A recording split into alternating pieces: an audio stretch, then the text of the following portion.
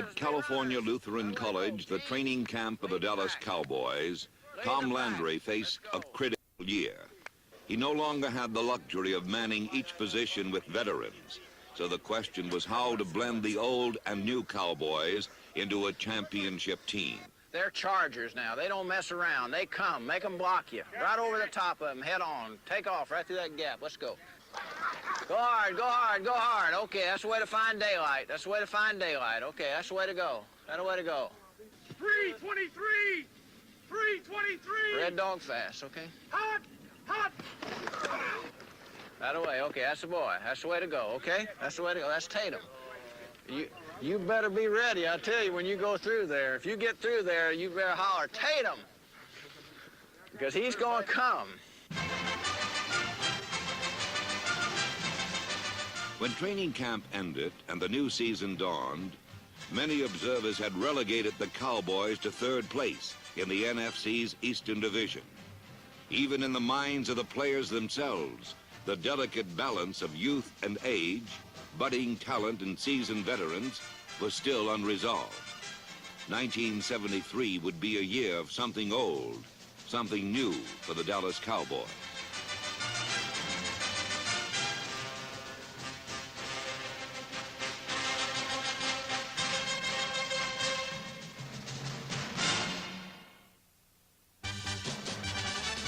Laced with a rich vein of raw talent, Tom Landry's Cowboys met the Chicago Bears in the season's first week. Mistakes told the tale of the game, and Dallas reaped a harvest of Chicago turnovers.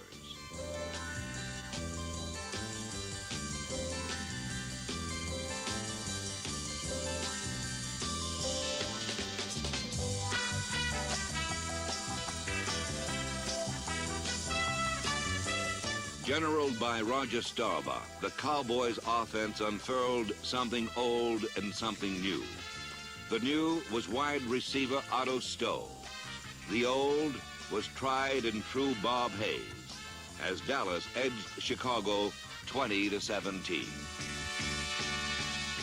On Monday night, Dallas buried New Orleans under a barrage of touchdowns. Mike Montgomery and Robert Newhouse, two second-year Cowboys, spurred the 40-3 rout of the Saints. Against St. Louis in the third week, the Cowboys rode to victory behind the blocking of John Fitzgerald, Blaine Nye, John Nyland, Rodney Wallace, Ralph Neely, and Rayfield Wright.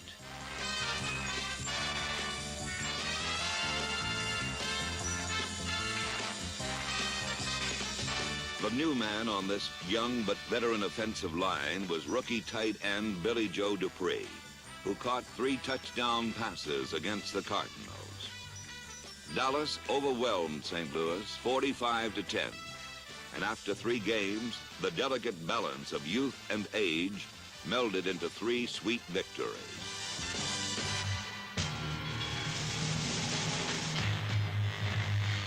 On Monday night, the first-place Cowboys went head-to-head with their bitter rivals, the Washington Redskins. It was toe-to-toe in the trenches as Doomsday howled in on blitzes and bulldozed Sonny Jurgensen. The front line of Bill Gregory, Pat Toomey, Larry Cole, Jethro Pugh, and Bob Lilly caved in Sonny's pocket, while Cornell Green, Mel Renfro, Charlie Waters, and Cliff Harris swarmed in from the secondary. Linebackers D.D. Lewis, Dave Edwards, Leroy Jordan, and rookie Rodrigo Barnes pinched in the middle. The Doomsday defense, every man a hitter. It was a brutal, bruising, scoreless game until some Starbuck passes and roughhouse runs bit deep into the Burgundy. On 2 well-aimed passes to sure-handed Otto Stowe, Dallas gained a hard-earned 7-0 lead.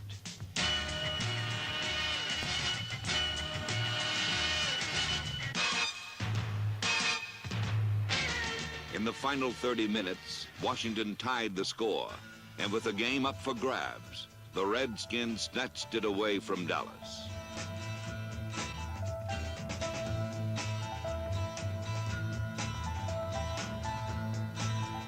the defeat was a bitter one. Losing after almost certain victory had a sour after effect, as in week number 5, Dallas came up flat against the undefeated Rams.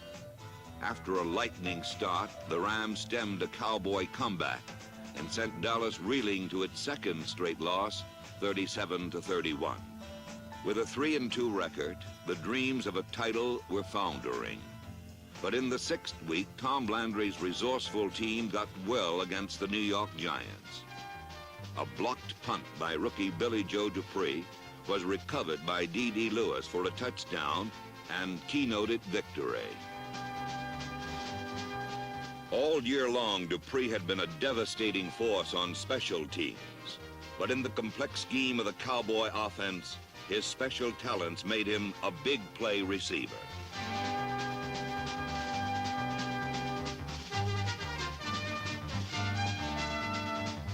Although Dallas blistered past the Giants 45-28, the root of the Cowboys' problems was inconsistency.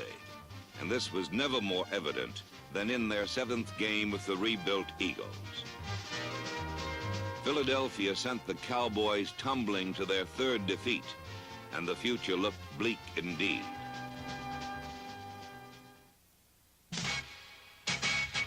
At mid-season, Dallas owned a lackluster 4-3 record. But one element of this young team that glistened was the offense, superbly directed by Roger Staubach. Staubach's knack for turning certain disaster into big gains was a big reason why the Cowboys averaged an incredible 30 points over the first 7 games. Staubach possesses quick feet, a stutter-stepping stride, and sure vision in the open field.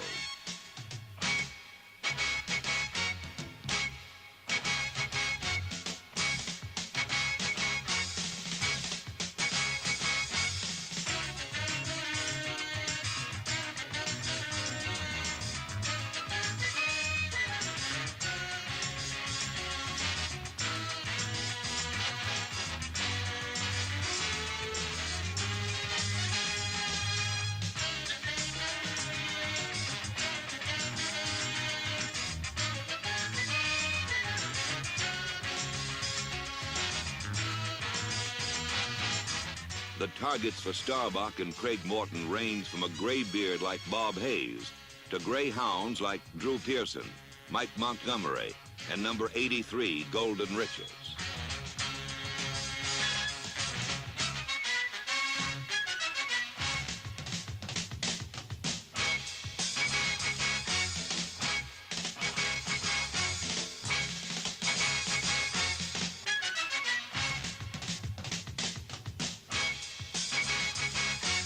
At tight end, there was second-year man Gene Fugit and Rookie of the Year candidate Billy Joe Dupree. But the prime receiver through the first 7 games was willowy Otto Stowe, who burst from the crucible of Thousand Oaks into the season without breaking stride.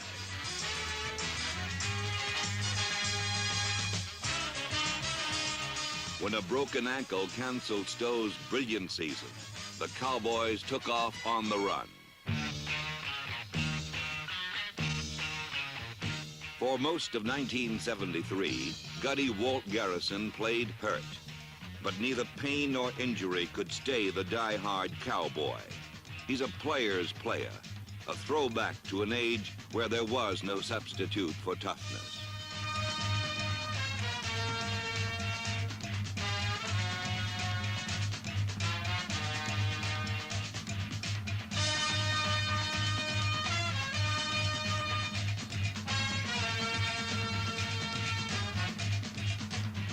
When Garrison and Calvin Hill missed games, their replacement was Robert Newhouse, and the offense never missed a beat.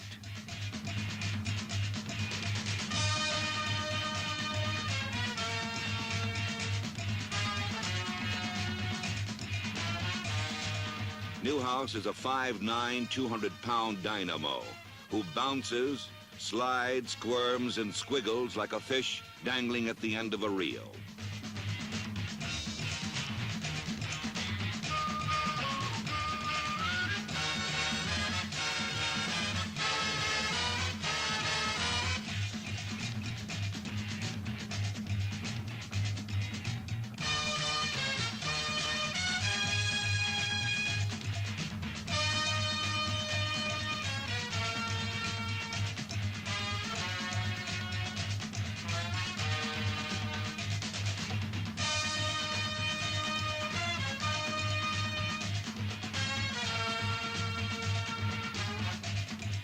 Like Garrison and Newhouse, Calvin Hill is about as subtle as a punch in the mouth. For the second straight year, he gained more than 1,000 yards the hard way, by dishing out and receiving hits yard by yard.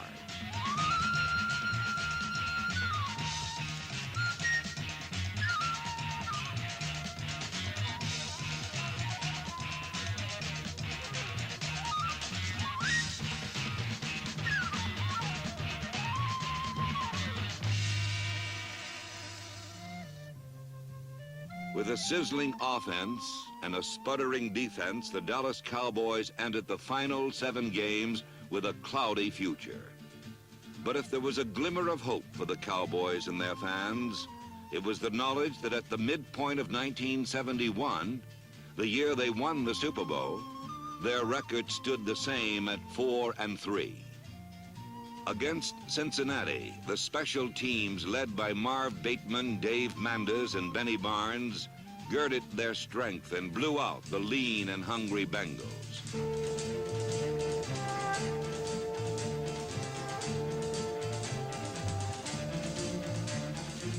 The Cowboys flew past the stunned Bengals as Roger Staubach studied the defense with a jeweler's eye, then surgically dissected it.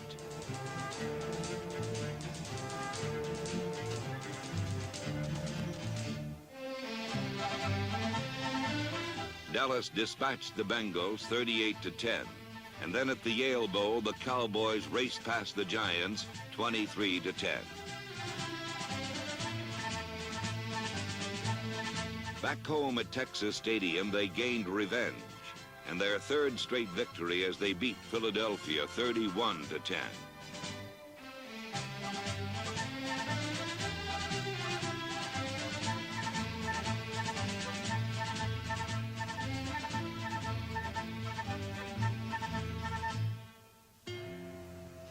Dallas was in cruising gear, and the tidal wave seemed to be cresting until it was dashed by the world champion Dolphins. Miami surged to a fast 2-touchdown lead and held on to win 14-7. After 3 easy victories, 1 defeat drained Cowboy optimism. A sense of forlorn despair drifted from the bench into the huddle. There seemed to be no more second chances for the Dallas Cowboys.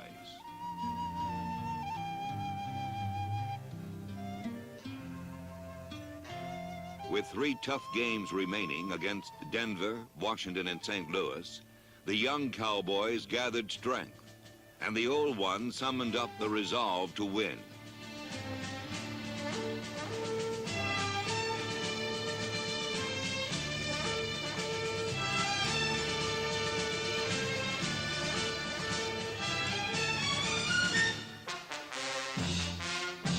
The Cowboys came to Denver with little bravado, but they came with a burning intensity to win. And all these forces were brought to bear against the Broncos as Doomsday stifled Denver both short and deep. The game plan on offense was to pass, and it provided a blueprint for victory.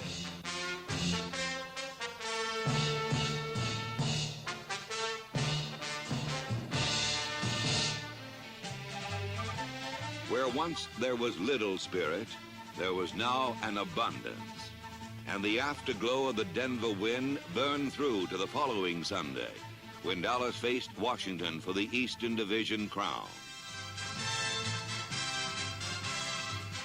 Victory and the title hinged on the Doomsday defense. And in an instant replay of the previous game in Washington, Doomsday ravaged the Redskins in the first half.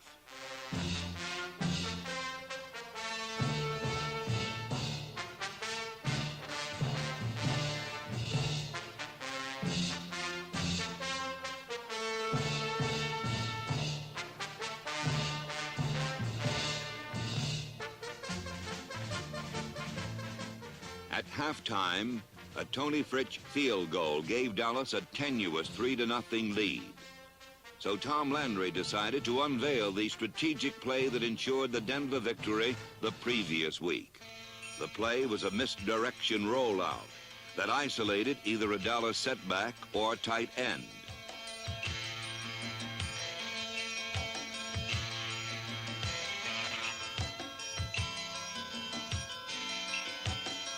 When the Broncos covet the setback, Starbuck went to his tight end who roamed free and embarrassingly open.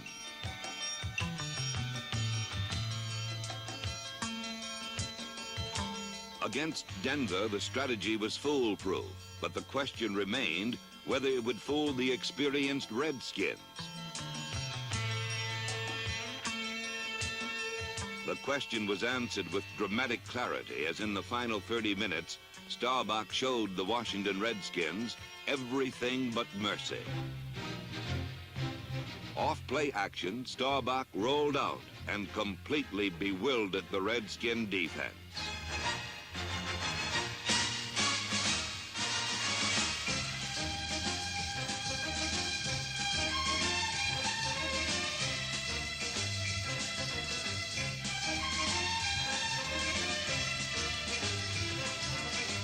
Starbuck cashed in on a rollout for a touchdown as Dallas won a convincing 27-7 victory and led the NFC East for the first time in 8 weeks. On the season's final Sunday in St. Louis, Dallas claimed the title outright. It was a day for the young as rookie Drew Pearson, number 88, put on a one-man show.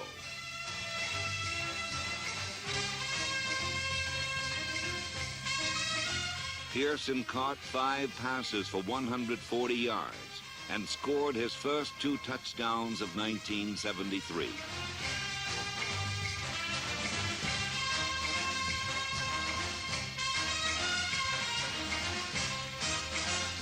Dallas had clawed its way back to the top and entered the playoffs for a record-breaking 8th straight year. The catalyst in the stretch drive was the Doomsday defense, which allowed but 1 touchdown over the last 3 games. Doomsday was a fully coordinated mixture of youth and experience, and their motto was, when the whistle blows, everybody goes.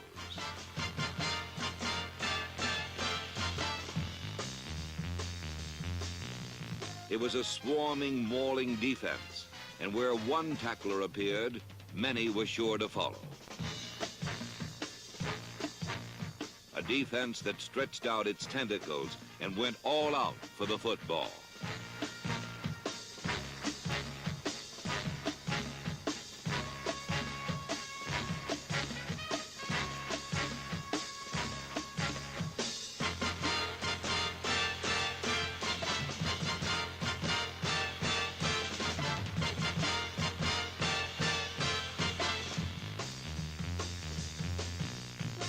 In 1973, Dallas was a physical football team.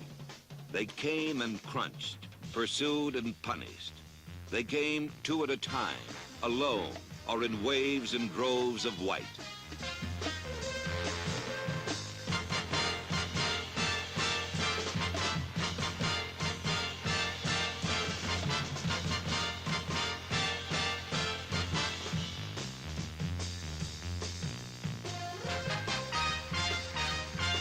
There was something old and something new on defense.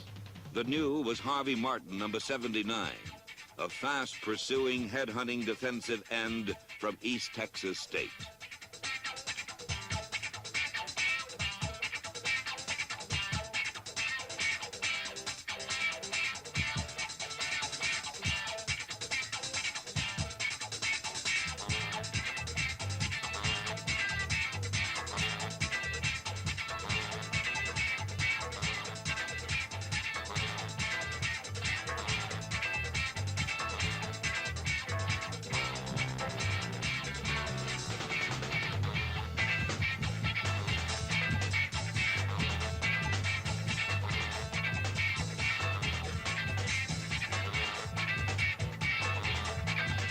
While Martin was the baby of the Doomsday defense, the headmaster was middle linebacker Leroy Jordan. Standing firm at the helm of the defense, Jordan had unquestionably his finest season.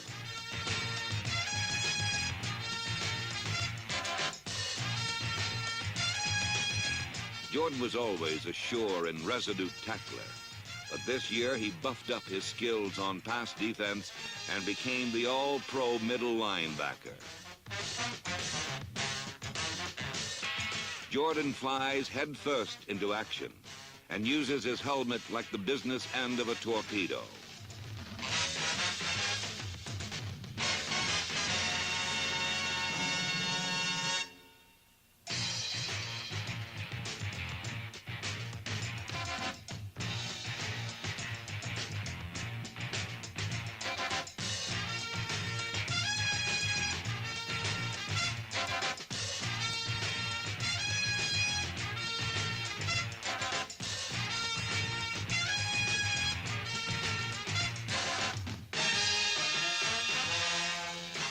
With something new in Harvey Martin and something old in Leroy Jordan, the Dallas Cowboys entered the playoffs.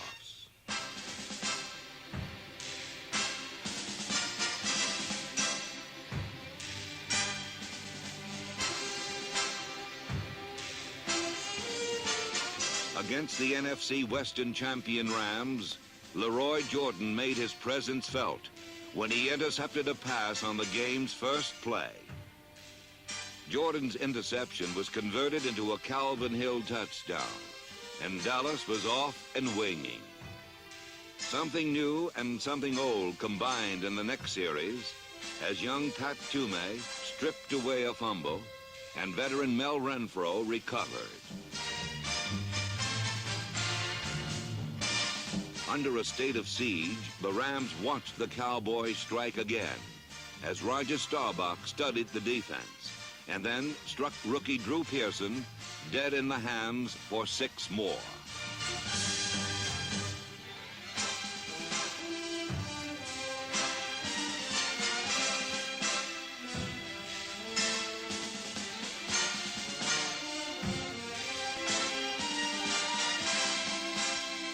A 17-0 lead in a reservoir of overconfidence finally burst when Los Angeles chipped away at the margin and in the fourth quarter trailed Dallas by only a point, 17-16. With it 3rd and 14 from his 17-yard line and the game in the balance, Roger Staubach threw up a pass and a prayer. Both were answered by Drew Pearson.